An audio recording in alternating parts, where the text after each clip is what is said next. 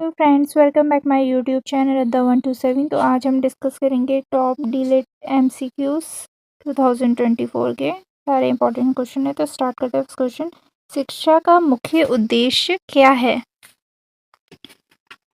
शिक्षा का मुख्य उद्देश्य क्या है? तो इसका सही उत्तर है व्यक्तित्व विकास। क्या है? व्यक्तित्व विकास। तो option 2 is right answer.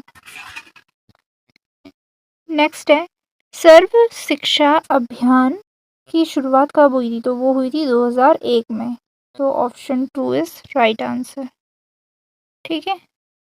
Next है, किस सिद्धांत के अनुसार बच्चे अपने अनुभवों से सीखते हैं? तो वो किससे सीखते हैं? व्यवहारवाद से। ठीक है। तो ऑप्शन 1 इज राइट आंसर। व्यवहारवाद अगर अच्छा हो तो उससे बच्चे अच्छे सिद्धांत, अच्छी चीजें अनुभव से सीखते हैं। ठीक है। नेक्स्ट है, शिक्षक का सबसे महत्वपूर्ण कार्य क्या है? तो शिक्षक का सबसे महत्वपूर्ण कार्य क्या है? छात्रों की समस्याओं को समझना। क्या? छात्रों की समस्याओं को समझना। तो ऑप्शन 3 इज राइट आंसर। ठीक है। जब जब टीचर्स स्टूडेंट की जितने भी कोई भी समस्या होगी या कोई भी उनको इश्यूज होंगे, अगर आप उनको समझोगे तो वही आपका वही चीज़ आपका सबसे महत्वपूर्ण कार्य होता है। तो शिक्षक को वही चीज़ सबसे इम्पोर्टेंट होती है कि आप बच्चों की फीलिंग्स को समझिए।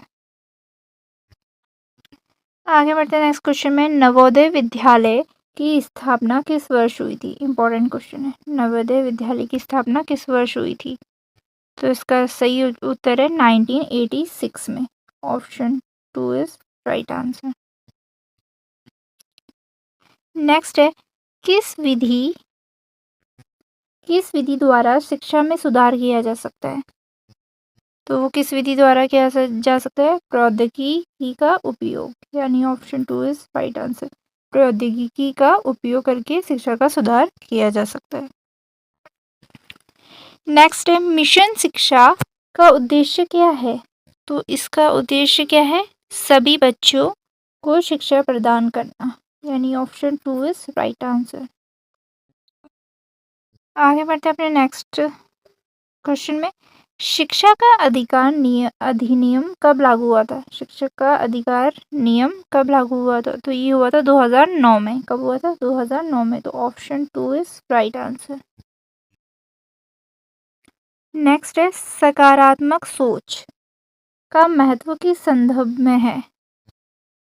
पॉजिटिव जो सोच है उसका, तो वो क्या है? उपरोक्त सभी।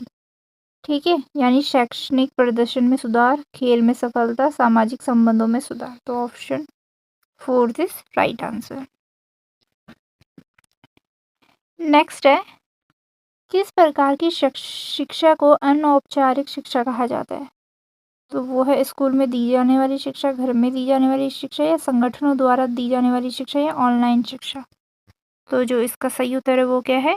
घर पर दी जाने वाली शिक्षा। ठीक है। ये क्या कहलाती है? अनौपचारिक शिक्षा कहा जाता है इस प्रकार की शिक्षा को। ठीक है। तो option 2 is right answer. Next है, मल्टीमीडिया का उपयोग किस क्षेत्र में किया जा सकता है? तो मल्टीमीडिया का उपयोग किस में किया जाता है? शिक्षा में किया जाता है। शिक्षा में। तो option 3 is right answer. Next है, बच्चों के लिए सबसे प्रभावी शिक्षण विधि कौन सी है? तो उनके लिए कौन सी? प्रोजेक्ट आधारित सीखना। ठीक है। प्रोजेक्टर जो लगा रहता है ना, उसमें उनको उनको ज़्यादा इफेक्ट, ज़्यादा उनको क्या बोलते हैं, सीखने को वो उसी से सीख पाते हैं ज़्यादा। तो बच्चों के लिए प्रभावी शिक्षण विधि कौन सी है? प्रोजेक्ट आधारित सीखना। ठीक है। तो option 3 is right answer. Next है, शिक्षा में फीडबैक का क्या महत्व है? तो इसमें क्या है? शिक्षण प्रक्रिया में सुधार करना। ठीक है। तो option 2 is right answer. Next है, किस सिद्धांत के अनुसार सीखने की प्रक्रिया सक्रिय होती है? तो वो किस सिद्धांत से होती है? संज्ञानात्मक सिद्धांत से। ठीक है, तो option 2 is right answer. Next है, शिक्षा के लिए संविधान में कौन सा अनुच्छेद महत्वपूर्ण है? तो वो है अनुच्छेद 21A। ठीक है, अनुच्छेद 21 है, तो option 2 is right answer. Next, किस प्रकार की गतिविधियों में बच्चों के समग्र विकास में सहायक होती है? तो वो किस में होती है? सभी उपरोक्त में, यानी शारीरिक गतिविधियां भी, मानसिक गतिविधियां भी, सामाजिक गतिविधियां। तो यहाँ पे option 4 is right answer. Next है, शिक्षा के क्षेत्र में इंटरनेट का क्या योगदान है? तो वो है सभी उपरोक्त। ठीक है, यानी ज्ञान का विस्तार भी, संसाधनों की उपलब्धता और ऑनलाइन कक्षाएं। ठीक है, तो शिक्षा में इंटरनेट का ये सारे योगदान रहते हैं। तो ऑप्शन 4 इज राइट आंसर।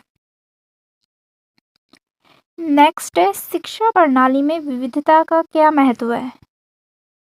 तो वो है विभिन्न पृष्ठभूमियों के छात्रों को शामिल करना। Option 2 is right answer.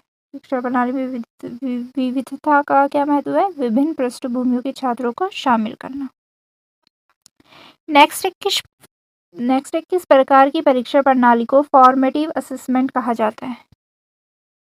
तो वो किससे किया जाता है? निरंतर मूल्यांकन को। ठीक है, तो ऑप्शन 3 इज राइट आंसर। निरंतर मूल्यांकन क्या है? फॉर्मेटिव असेसमेंट कहा जाता है उसको। ठीक है, ठीक है, फॉर्मेटिव जो असेसमेंट होता है वो क्या होता है? निरंतर मूल्यांकन। ठीक है, तो option 3 is right answer. Next है, शिक्षा में क्रियाशीलता का क्या अर्थ होता है? तो वो होता है सक्रिय रूप से भाग लेना। ठीक है, तो option 2 is right answer. Next है, किस प्रकार की शिक्षा को औपचारिक शिक्षा कहा जाता है? तो किसको कहा जाता है? स्कूल और कॉलेजों में दी जाने वाली शिक्षा को क्या कहा जाता है? औपचारिक शिक्षा। तो option first is right answer.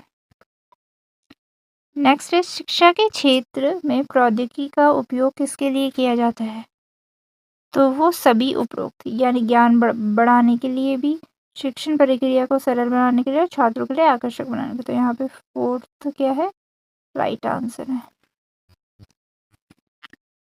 Next है, किस विषय पर शिक्षा नीति बनाई जाती है?